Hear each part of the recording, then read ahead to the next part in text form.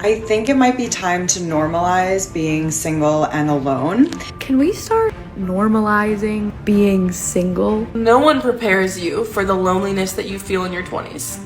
So a lot of ex-supermodels, a lot of top-tier women are very lonely people. The loneliness in modern women is driving them crazy. The pretty girls are often loneliest most. I'm 33, turning 34 next month, and I'm just fucking done dating.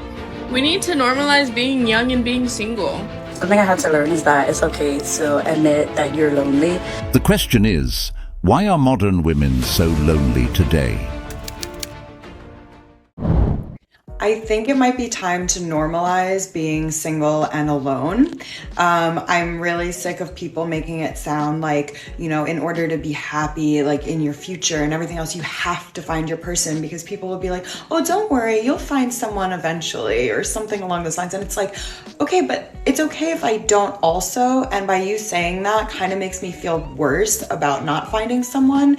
And like, I shouldn't. Like, it's absolutely okay. Some people don't find their person in life. A lot of people don't. And I feel especially nowadays with the way things have changed. So maybe let's just, get rid of the stigma that you have to be with someone and just embrace being single, because it's okay. I've realized this is something that women in their 30s are telling themselves so they can feel comfortable with the lifestyle choices they've made. They also have this saying where 40s is the new 20s, which is absolutely not true, because there are women in their 40s that's struggling with dating. If being single at 30 is something these women choose to do, I hope they realize going on forward it doesn't get any easier. I want to see what all the 40-year-old faces look like. Hi, I'm 40. 40 is like the new 20, okay? Everything is better in your 40s. Everything. And I mean everything. So bring it on, 40. I just turned 40. Have a good day. Smiling while telling lies. 40 is not the new 20. And nothing is easier. 23 and I've never had a boyfriend, and this is why I think I've always been single. I don't know if anybody can relate to this, but that feeling when you feel like you're alone, and it can't get any lonelier than this, bro.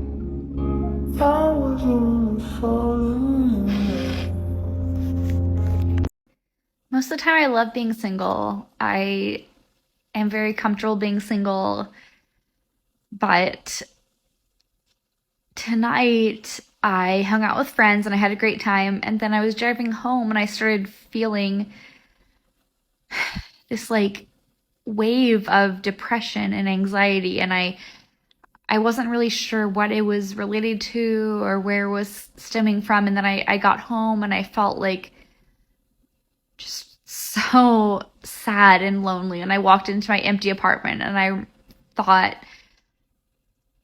God, I wish that I had someone who could just hold me right now. Like, I wish that I had someone who could just take care of me, because I have to take care of myself every single day and it's fucking exhausting, and I just want someone to take care of me every now and then. Well, that's what adults are required to do, to take care of themselves. So many girls get to that point in their lives where their friends are in good relationships while they're not. They get tired of being an adult and want someone to take care of them.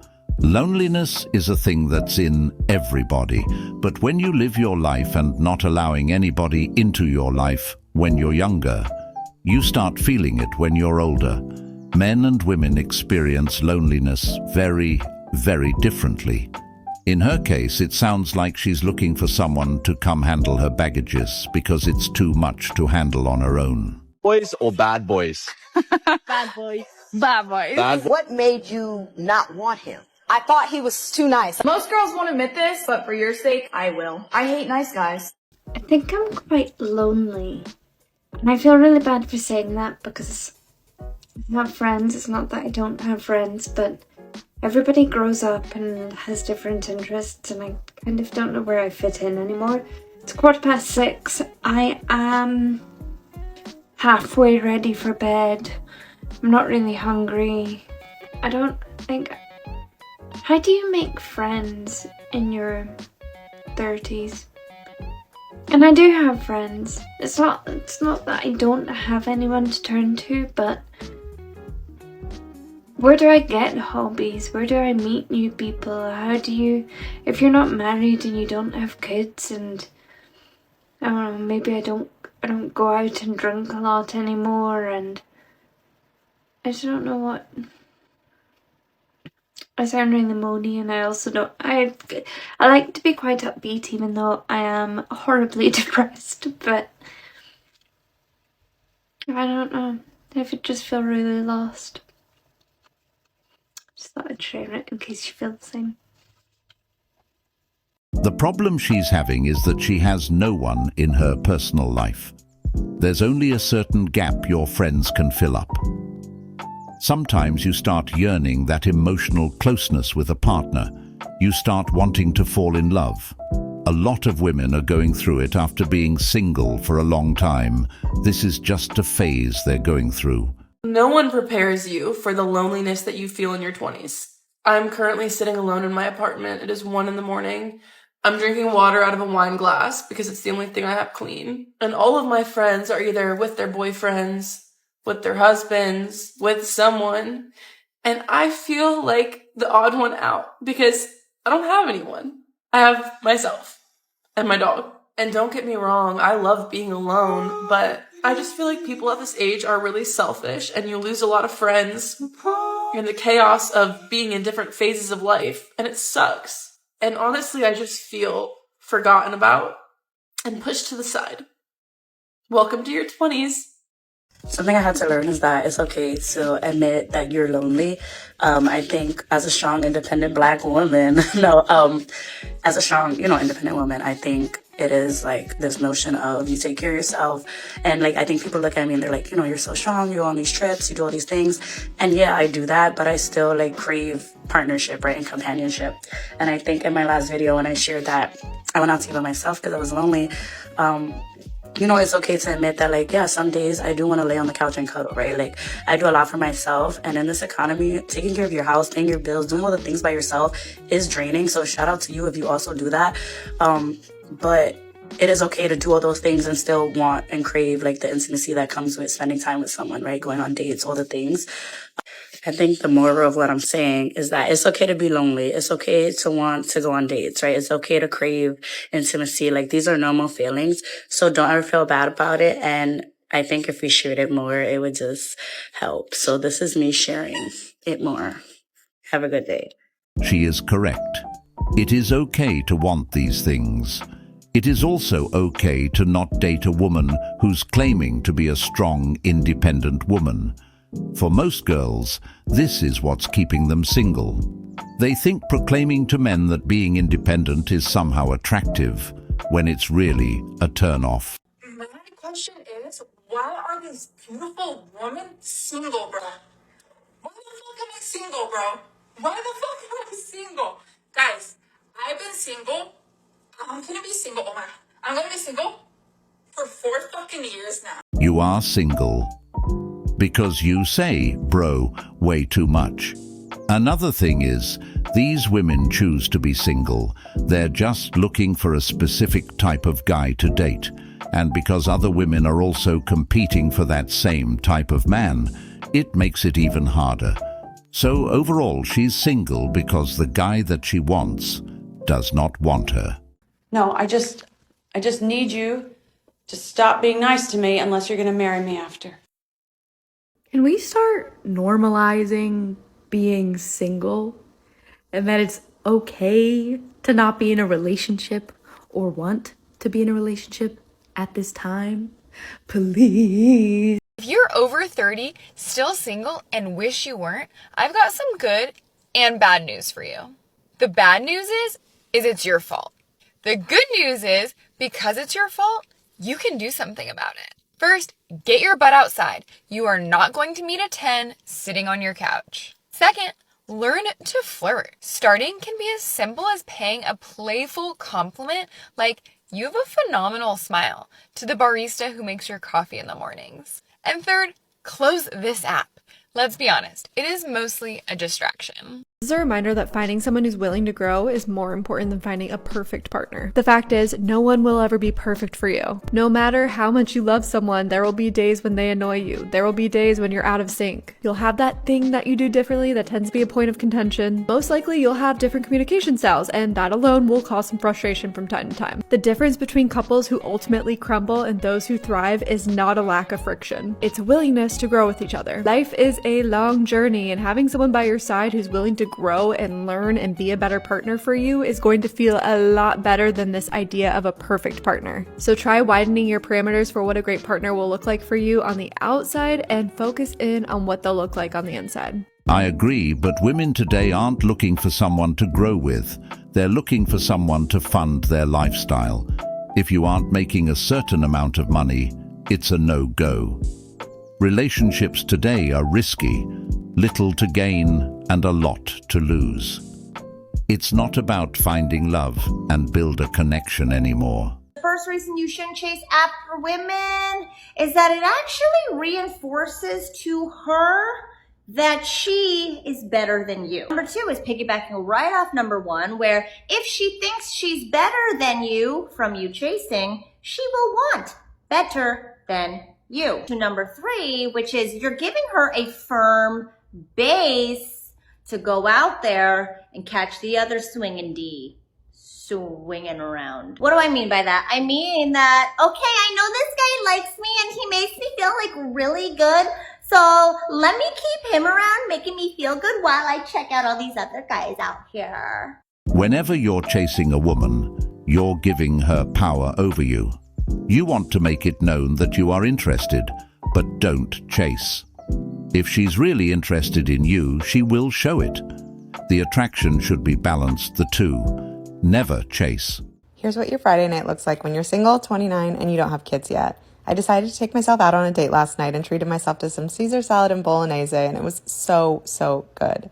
And then a friend of mine texted me to come over, and I did, and so we did some tarot, which was super fun. And guess who didn't rise out of bed until 10:45? We need to normalize being single in your 30s and restarting later on in life. And I know a lot of people listen. That's always something that, it's more females, but they'll be like, I got divorced or I broke up. Now I don't know what to do because they were my whole life. And so I think it's just good to hear that. One thing that I thought about was like if people really do live longer, right? So let's say we all live to be 100. Yeah. Scary. No, thank you. I think well, women live longer than men. Yes. And I think the average life expectancy for women right now is like close to 80. Wow. Yeah. I could do it. Maybe even I'm fine above. with 80. I don't want to get 90. Like, we're good. Like, we're good. I have 87 You'll in be my killing. brain. You guys will be killing it at night. You'll still have this fucking podcast. Oh, we will. Yeah, you're talking about the nursing home, like the dudes that are hitting on you. I think there are so many women in this sort of situation who end up single in their 30s who are amazing, and they don't seem to be meeting the right, a guy that matches up to their level. But I think there's something to be said about the fact that when you are in your 30s and you have your own success and you've built your own life and you're independent, you don't need someone. So they have to be really, really special for you to want to actually invest your time in them. No, the problem they face is the fact that they turn into the man that they want. They're so picky at choosing a man, it's insane. They claim all of this success is making them feel happy, but it is only temporary. What kind of woman is actually happy in a big, empty home by herself? There's so many successful women struggling to find a man right now. They keep saying men are intimidated, but the truth is they don't want those men because of the amount of money they make. Very shallow reason. For all the people out there who are single in their 30s, I just want to remind you, you have time. So much can happen in 6 months, a year, 2 years. For me, this time 3 years ago, I was single as fuck.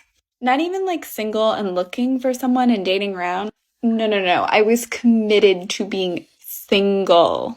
This day, 3 years ago, And today I'm in the most loving partnership of my dreams with a man who I'm building an incredible life with.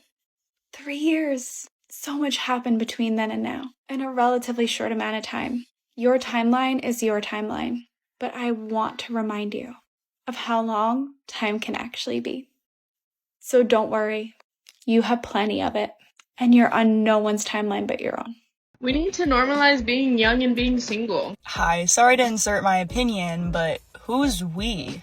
Correct me if I'm wrong, but there has never in the history of ever been a time where it's been more normalized to be single than now. In fact, 74% of millennials and Zoomers use dating apps, and I'd beg to say that over half of that population just goes on dating apps to fuck. However, I don't think people choose to be single for necessarily the right reasons. It's okay, we can be honest here. A lot of us don't choose to be single because of self-growth and development. We do so because we have major commitment issues. I'm just gonna say it. I feel like we have way too many choices, and we also have way too many ideals for what a relationship should be, you know? If they loved you, they would do this. If they did this, they would do that. Like, oh my god, you don't need that, girl. It's this, oh, it just gets me so mad. I feel like it's this idea that you have to have someone obsessed with you all the fucking time. What? No, I don't. Okay, well, explain this. They need to post you on your story. It's literally National Girlfriend's Day. Like the internet makes up these rules as to like, if your man posts you on this, then that means you guys are like this. When I swear the most unhappiest couples will be posting each other all the damn time. Hold on, you're not in a relationship? Yeah, you're not off the hook, okay? Let's talk about situationships and how this sneaky link culture is just weird. You're still acting like you're in a relationship. And these like TikTok pages being like, here's how to get your lick back. Here's how to be toxic. It's like, what? No wonder why y'all don't know how to be in relationships, because you're still acting on this basis of like trying to be manipulative to get them to like you. It's like you're like this with all your men, and you're being like, okay, let me tug this one this way and tug this one that way, and then like let me reply to this text at 9:03 because he texted me an hour earlier. Like, fuck, dude. That was beautifully said. Social media has given these women way too many choices. At the first sign of any issues in the relationship, they threaten to leave, which is showing a lack of commitment. They start hopping from guys to guys until they're ready to settle, but that never actually works out. They all end back on social media screaming, "Men don't want me,"